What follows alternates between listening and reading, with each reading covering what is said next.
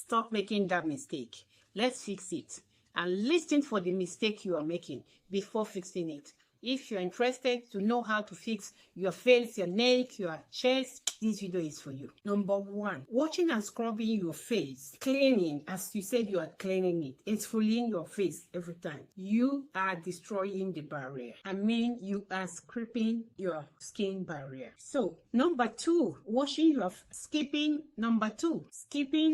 SPF indoors. I mean, your sun cream, you have to apply it every time.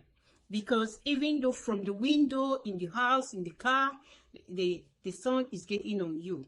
If you're skipping your sun cream, you are contributing to getting older. Number 3, using glycolic acid, scrubbing your face.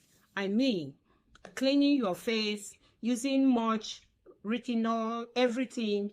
You are destroying the collagen of your skin. By using those things often and on, putting a lot of products, you are destroying your body. Number 4, sleeping and the cotton and putting your hair in the pillow, and it happens that the lines, you see it, become the wrinkle you have permanently. How to fix it? So these are things you are doing. They are your enemy. It's things you are doing that is disturbing. Number 5, stopping. When you put cream, you stop at your jawline.